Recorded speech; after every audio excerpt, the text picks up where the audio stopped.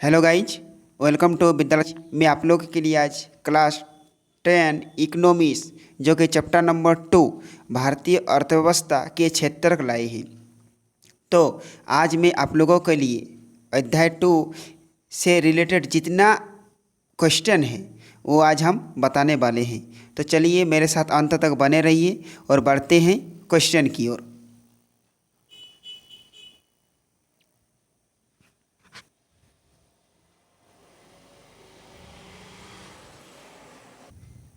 देखिए, आपका first question है कि कोष्टक में दिए गए सही विकल्प का प्रयोग कर रिक्त स्थानों की पूर्ति कीजिए। देखिए, आप लोग को दो ठो करके कोष्टक दे रखे हैं ना। देखिए, दो ठो करके यहाँ पर दे रखे हैं, फिर इसी तरह यहाँ पर दो ठो दे रखे, दो ठो दे रखे। तो आप लोग को दोनों में से एक ठो चूज करना है। तो देखिए, फर्स्ट का आंसर होंगे, बोल रहा कौन नंबर बोल रहे हैं कि सेवा क्षेत्र में रोजगार में उत्पादन के समान अनुपात में वृद्धि। खाली जगह में क्या होगा, तो नहीं हुई है, माने वृद्धि नहीं हुई है। आपका हो जाएगा वृद्धि नहीं हुई है। ओके, फिर ख में देखिए, खाली जगह क्षेत्र के श्रमिक वस्तुओं का उत्पादन नहीं करते हैं। देखो, फर्स्ट है आपका तृतीयक और कृषि, तो आपका आंसर हो जाएंगे तृतीयक। ओके, फिर चलिए ग में खाली जगह क्षेत्र के अधिकांश श्रमिकों को रोजगार सुरक्षा प्राप्त होती है। तो आपको संगठित या असंगठित, तो संगठित क्षेत्र में रोजगार होता है। आपका उत्तर होंगे संगठित। फिर घ में है भारत में खाली जगह अनुपात में श्रमिक असंगठित क्षेत्र में काम कर रहे हैं। तो आपका बड़े या छोटे, आपका उत्तर होंगे बड़े। ओके, फिर चलिए अंग नंबर में मेरा कपास एक खाली जगह उत्पाद है और कपड़ा एक खाली जगह उत्पाद है। तो कपास क्या है, कपास प्राकृतिक, तो फर्स्ट प्राकृतिक होंगी, और कपड़ा एक खाली जगह उत्पाद है, एक विनिर्मित उत्पाद है। यानी फर्स्ट खाली जगह में लिखना है आपको प्राकृतिक और दूसरा खाली जगह में आपको लिखना है विनिर्मित। ओके, फिर 4 नंबर देखिए, 4 नंबर में दे रखे हैं कि प्राथमिक द्वितीयक और तृतीयक क्षेत्रकों की गतिविधि खाली जगह है स्वतंत्र होगा या परस्पर निर्भर है। तो आपका हो जाएगा परस्पर निर्भर है। ओके, यहाँ पर लिखना आपको परस्पर निर्भर। चलिए फिर 2 नंबर का क्वेश्चन की ओर बढ़ते हैं। देखिए, 2 नंबर का क नंबर क्वेश्चन दे रखे हैं। आपको बोल रहा है कि वही चयन करना है, चारों में से चूज करना है। तो अ नंबर क्वेश्चन दे रखे हैं कि सार्वजनिक और निजी क्षेत्र आधार पर विभाजित है। आपका क में है कि रोजगार की शर्तें, फिर ख में है आर्थिक गतिविधि के स्वभाव, फिर ग में है उद्यमों के स्वामित्व, और घ में है उद्यमों में नियोजित श्रमिकों की संख्या। तो आपका हो जाएगा उद्यमों में स्वामित्व, यानी अ का आंसर होंगे ग नंबर। ओके, उद्यमों में स्वामित्व। चलिए फिर बढ़ते ब नंबर। अब देखिए, ब नंबर दे रखे हैं कि एक वस्तु का अधिकांश प्राकृतिक प्रक्रिया में उत्पादन खाली जगह क्षेत्र की गतिविधि है। तो क प्राथमिक, ख द्वितीयक, क फिर ग तृतीयक या घ सूचना प्रौद्योगिकी। तो इसका उत्तर होंगे आपका प्राथमिक। ओके, आपका प्राथमिक उत्तर हो जाएंगे। अब देखिए 100 नंबर बोल रहे हैं कि किसी वर्ष में उत्पादित खाली जगह कुल मूल्य को 100 घ रसों कहते हैं। 100 माने सकल, घ माने घरेलू, और रसों माने उत्पाद, यानी सकल घरेलू उत्पाद किसे कहते हैं। तो क में आंसर ये क का है कि सभी वस्तुओं और सेवाओं, फिर ख सभी अंतिम वस्तुओं और सेवाओं, फिर घ ग सभी मध्यवर्ती वस्तुओं और सेवाओं, और लास्ट में घ सभी मध्यवर्ती एवं अंतिम वस्तुओं और सेवाओं। तो इसका उत्तर हो जाएंगे सभी अंतिम वस्तुओं और सेवाओं, यानी आपका हो जाएगा ख नंबर। ओके, चलिए फिर बढ़ते 2 नंबर। देखिए, 2 नंबर दे रखे वही 100 घ रसों माने सकल घरेलू उत्पाद के पदों में वर्ष 2013 से 14 के बीच तृतीयक क्षेत्र की हिस्सेदारी खाली जगह प्रतिशत है। तो क 20 से 30, ख 30 से 40, ग 50 से 60 या फिर घ 60 से 70। तो इसका उत्तर हो जाएंगे 50 से 60, यानी आपका ग नंबर उत्तर होंगे। ओके, चलिए फिर बढ़ते हैं नेक्स्ट क्वेश्चन की ओर। देखिए 3 नंबर क्वेश्चन के लिए बोल रहे हैं कि निम्नलिखित का मिलान करें। ओके, तो आप लोग को मिलान करना है। देखिए फर्स्ट दे रखे हैं कि कृषि क्षेत्र की समस्याएं, फिर इधर दूसरा साइड में दे रखे हैं कुछ संभावित उपाय। तो चलिए इसका मिलान करते हैं। तो 1 नंबर में दे रखे हैं असिंचित भूमि। तो असिंचित भूमि के लिए क्या होंगे? असिंचित भूमि के लिए आपका हो जाएगा सरकार द्वारा नहरों का निर्माण, यानी 1 का होगा आपका 2 नंबर। ओके, फिर देखिए फिर 2 नंबर में है फसलों का कम मूल्य। तो फसलों का कम मूल्य आपका हो जाएगा सरकार द्वारा खाद्यान्नों की वसूली, यानी 2 का होगा आपका 100 नंबर। फिर 3 नंबर में है कर्ज भार। तो कर्ज भार का आपका हो जाएगा कम ब्याज पर बैंकों द्वारा साख उपलब्ध करना, यानी 3 का होगा यह नंबर। ओके, फिर देखिए 4 नंबर में मंदी काल में रोजगार का अभाव। तो मंदी काल में रोजगार का अभाव आपका हो जाएगा कृषि आधारित मिलों की स्थापना, यानी 4 का हो जाएगा अ नंबर। ओके, फिर नेक्स्ट दिया हुआ कि कटाई के तुरंत बाद स्थानीय व्यापारियों को अपना अनाज बेचने की व्यवस्था। तो क्या बचा है? सिर्फ सहकारी विपणन समिति बचा है। तो आपका हो जाएगा 5 का हो जाएगा बो। ओके, 5 का ब नंबर हो जाएगा। तो चलिए फिर बढ़ते हैं 4 नंबर क्वेश्चन की ओर।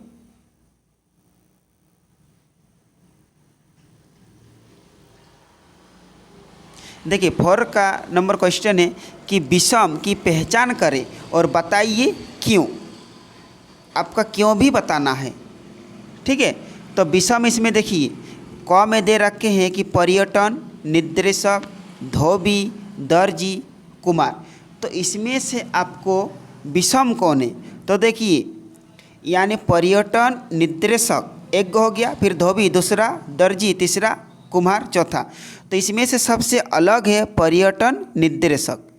अलग है पर्यटन निर्देशक। तो क्यों अलग है?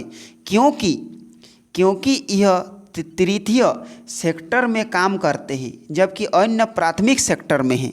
तो चलिए बढ़ते इसका उत्तर की ओर। देखिए 4 के क का उत्तर है कि पर्यटन निर्देशक, क्योंकि यह तृतीय क्षेत्रक में काम करता है, जबकि अन्य प्राथमिक सेक्टर से है, यानी क्षेत्रक से है। ओके, फिर देखिए ख नंबर।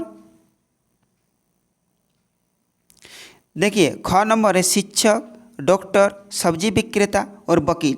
तो और का सब्जी विक्रेता क्योंकि प्राथमिक सेक्टर में काम करता है, जबकि अन्य तृतीयक सेक्टर यानी तृतीयक क्षेत्रक में है।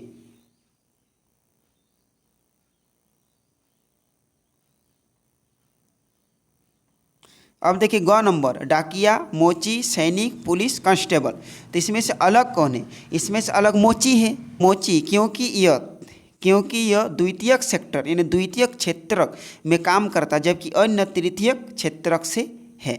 फिर चलिए घ नंबर।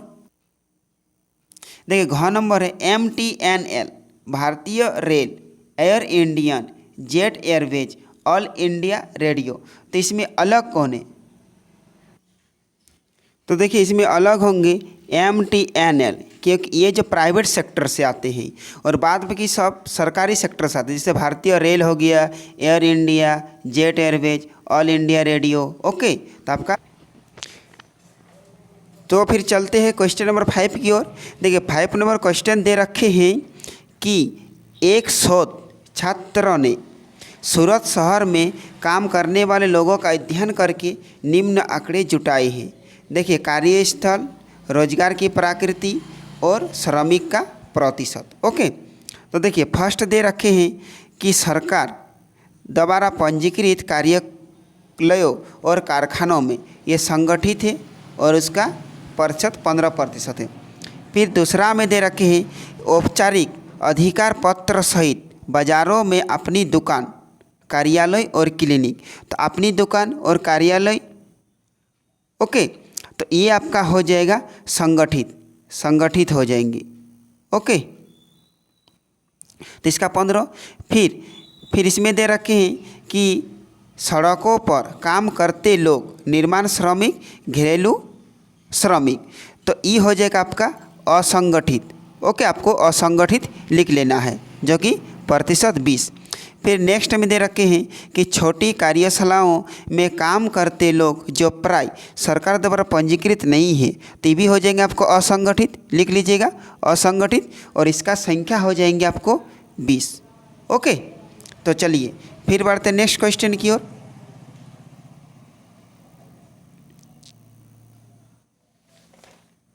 देखिए नंबर 6 क्वेश्चन है, क्या आप मानते हैं कि आर्थिक गतिविधियों का प्राथमिक, द्वितीय और तृतीय क्षेत्रक में विभाजन की उपयोगिता है? व्याख्या कीजिए कि कैसे। चलिए इसका बढ़ते उत्तर की ओर। देखिए 6 का उत्तर होंगे, आर्थिक गतिविधियों में प्राथमिक, द्वितीय एवं तृतीय क्षेत्र में विभाजन कई दृष्टिकोण से उपयोगी है। इससे अर्थशास्त्रियों को किसी भी अर्थव्यवस्था में उपस्थित समस्याओं और अवसरों को समझाने में मदद मिलती है। एक पैराग्राफ छोड़ के लिखना है, इससे मिली सूचना के आधार पर सरकार समाज कल्याण के कार्यक्रम बना सकते हैं और सुधारों को लागू कर सकते हैं, ताकि अर्थव्यवस्था में वृद्धि हो और रोजगार के नए अवसर तैयार हो। चलिए फिर बढ़ते क्वेश्चन नंबर 7 की ओर। क्वेश्चन नंबर 7 है, इस अध्याय में आए प्रत्येक क्षेत्र को रोजगार और सकल घरेलू उत्पाद पर ही क्यों केंद्रित करना चाहिए? क्या अन्य पदों का परीक्षण किया जा सकता है? चर्चा करें। देखिए 7 का उत्तर है कि जीडीपी से अर्थव्यवस्था की पूरी मिलती है और विभिन्न क्षेत्रों का योगदान समझ में आता है। नीति निर्धारकों के लिए जीडीपी एक तुरंत समझ में आने वाला रेफरेंस प्रदान करता है। ओके, फिर 1 पैराग्राफ छोड़ के लिखना है, इसलिए जीडीपी का ये अपना महत्व है। रोजगार के अवसरों से किसी भी अर्थव्यवस्था की सही सेहत का पता चलता है, अतः जीडीपी से रोजगार की आंकड़ों भी महत्वपूर्ण होता है। ओके, चले फिर बढ़ते नेक्स्ट क्वेश्चन की ओर। क्वेश्चन नंबर 8 है कि जीविका के लिए काम करने वाले अपने आसपास के वयस्कों के सभी कार्यों की लंबी सूची बनाइए। उन्हें आप किस तरीके से वर्गीकृत कर सकते हैं? अपने चयन की व्याख्या करें। देखिए 8 का उत्तर है, हम लोग जानते हैं सेक्टर 3 प्रकार के पाए जाते हैं, यानी क्षेत्रक या सेक्टर। तो चलते प्राथमिक सेक्टर या प्राथमिक क्षेत्रक। तो प्राथमिक क्षेत्रक में कौन कौन होंगे? किसान, दूध वाला, मछली वाला, खनन, लकड़ी काटना, फसल उगाना। ओके, फिर आते हैं तृतीय सेक्टर। तो फैक्ट्री में काम करने वाला आदमी, इंजीनियरिंग यानी मैकेनिकल भी हो सकते, चीनी उद्योग में काम करना, कागज़ बनाना आदि। फिर तृतीय सेक्टर में होता है जो मतलब चार्टर्ड अकाउंट, जो बैंक में काम करते हैं, तरह तरह के बैंकर, शिक्षक, डाकिया, ओके, वकालत, पुलिस वाले, तो ये सब आ जाते हैं आपका तृतीय सेक्टर में। चलिए फिर बढ़ते क्वेश्चन नंबर 9 की ओर।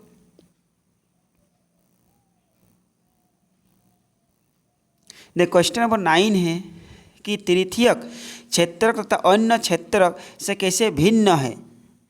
उदाहरण व्याख्या करें, यानी आपको अंतर बताना है। ठीक है, तो चलिए बढ़ते हैं आंसर की ओर।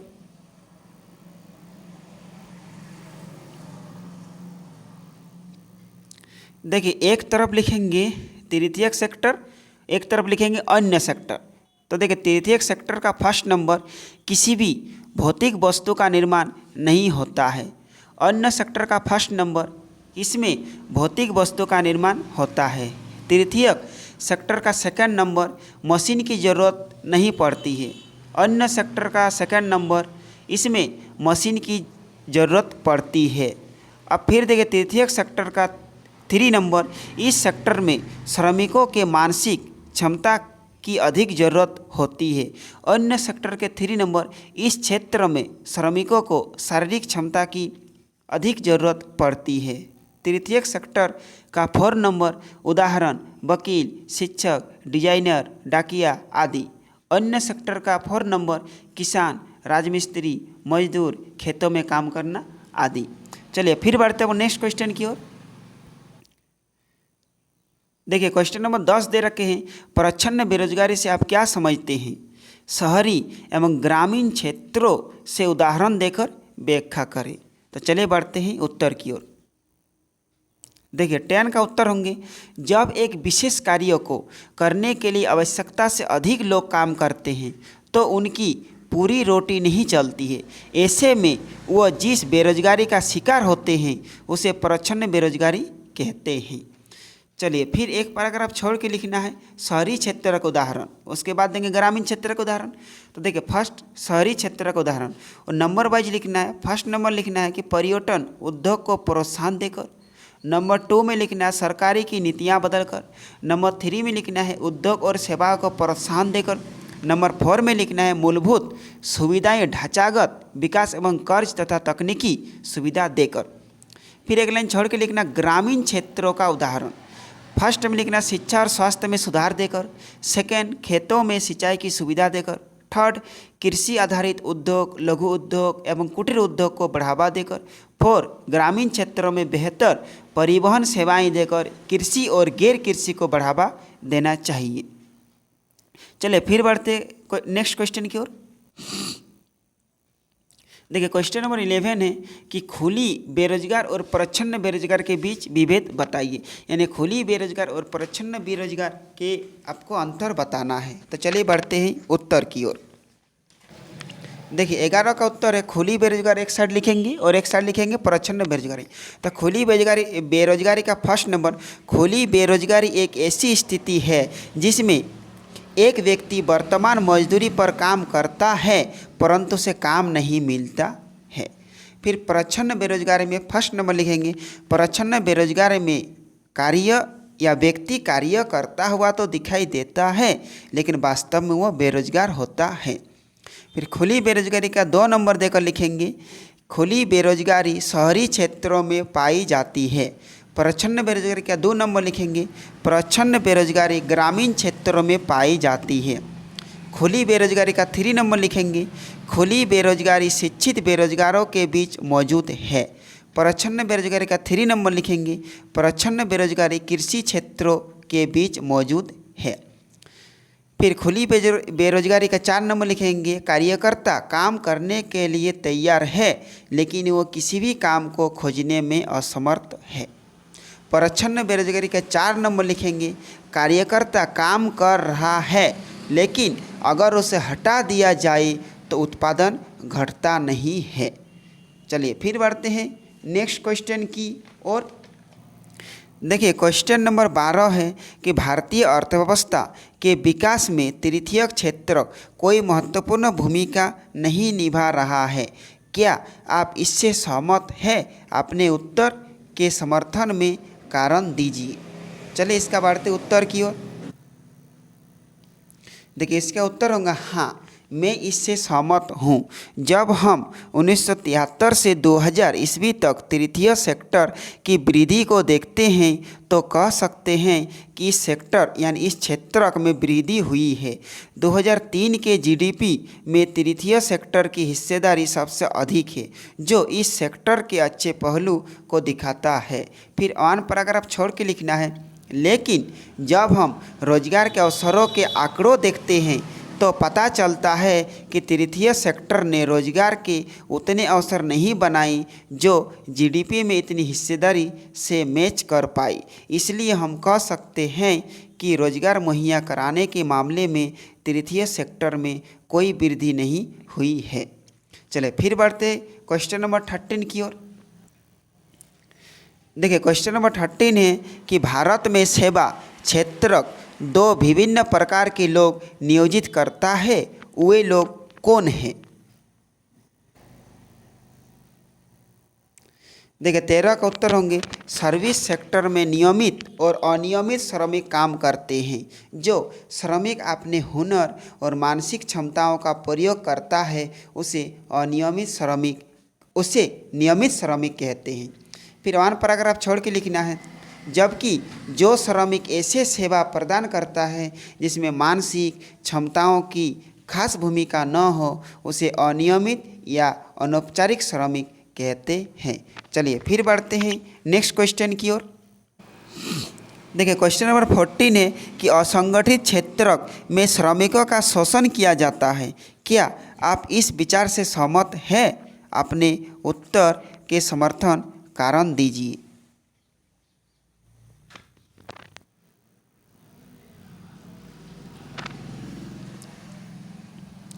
देखिए 14 का उत्तर होंगे असंगठित क्षेत्र के श्रमिक का, चाहे वो एक ग्रामीण क्षेत्र का हो या फिर शहरी क्षेत्र का हो, सबका आर्थिक और सामाजिक शोषण होता है।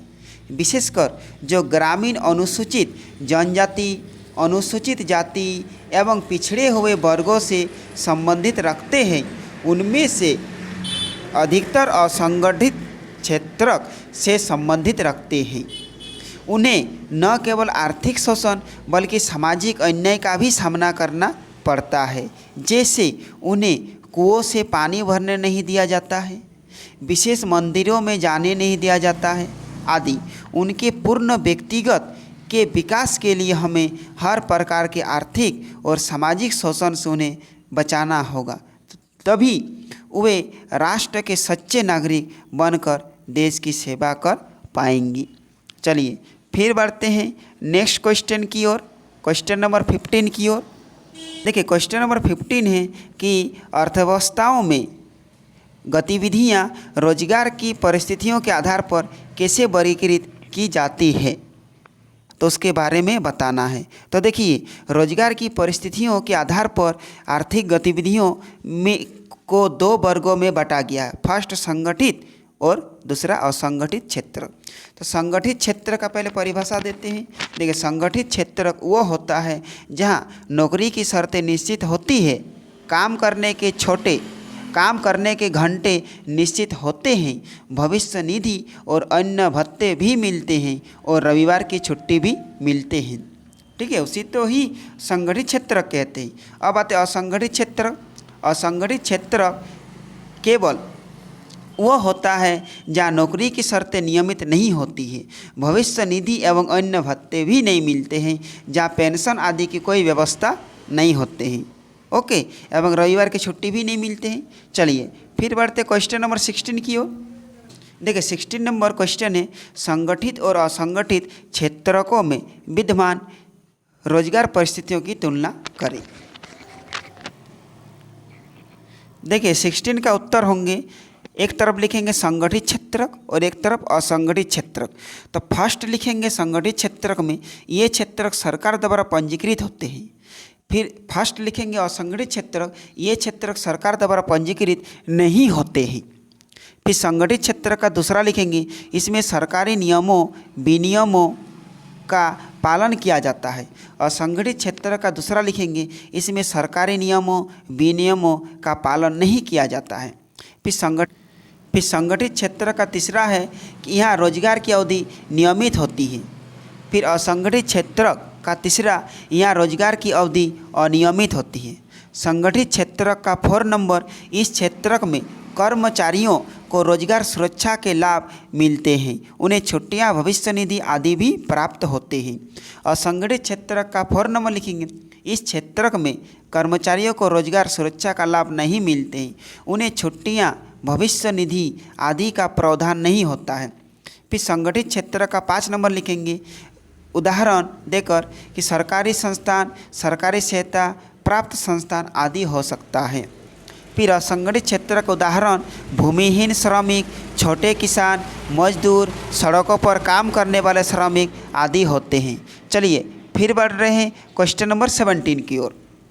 देखिए क्वेश्चन नंबर 17 है कि मनरेगा 2005 के उद्देश्यों की व्याख्या करें।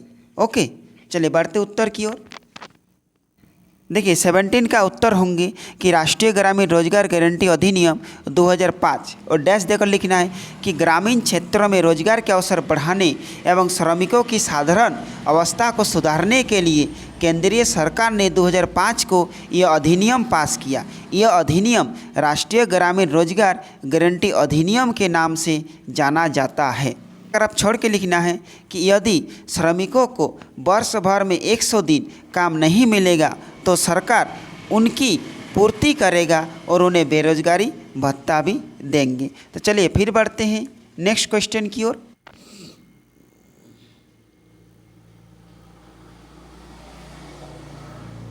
देखिए नेक्स्ट क्वेश्चन है 18 नंबर, बोल रहा है कि अपने क्षेत्र से उदाहरण लेकर सार्वजनिक और निजी क्षेत्र की गतिविधियों एवं कार्यों की तुलना का विषम कीजिए। तो अपने क्षेत्र, तो आप लोग जहाँ के हैं वहाँ आप लोग लिख लीजिएगा। ओके, चलिए फिर 19 नंबर क्वेश्चन है कि अपने क्षेत्र के एक एक उदाहरण देकर निम्न तालिका को पूरा कीजिए और चर्चा करें। चलिए अपने क्षेत्र में सार्वजनिक क्षेत्र क्या है और निजी क्षेत्र क्या है वो बोला आप लोग भर लीजिएगा। ओके, फिर देखिए 20 नंबर क्वेश्चन है कि सार्वजनिक क्षेत्र की गतिविधियों के कुछ उदाहरण दीजिए और व्याख्या कीजिए कि सरकार द्वारा इन गतिविधियों का कार्यान्वयन क्यों किया जाता है। तो 20 नंबर वाला भी आप लोग कर लीजिएगा, जरूरी क्वेश्चन नहीं है, नहीं करना है। ओके, चलिए बढ़ते हैं क्वेश्चन नंबर 21 की ओर। देखिए क्वेश्चन नंबर 21 दे रखे हैं कि व्याख्या कीजिए कि एक देश के आर्थिक विकास में सार्वजनिक क्षेत्र कैसे योगदान है। तो चलिए 21 नंबर क्वेश्चन इंपॉर्टेंट है, बढ़ते हैं क्वेश्चन नंबर 21 की ओर। देखिए 21 नंबर क्वेश्चन के अनुसार किसी भी देश के आर्थिक विकास में पब्लिक सेक्टर का अहम योगदान होता है। जब भारत एक गरीब देश हुआ करता था तो यहाँ अर्थव्यवस्था को शुरुआती गति प्रदान करने में पब्लिक सेक्टर ने अहम भूमिका निभाई है। फिर वन पैराग्राफ छोड़ के लिखना है, पब्लिक सेक्टर के आधारभूत उद्योग और आधारभूत संरचना तैयार की, जिसके कारण प्राइवेट सेक्टर अधिक विकसित हो रहे हैं।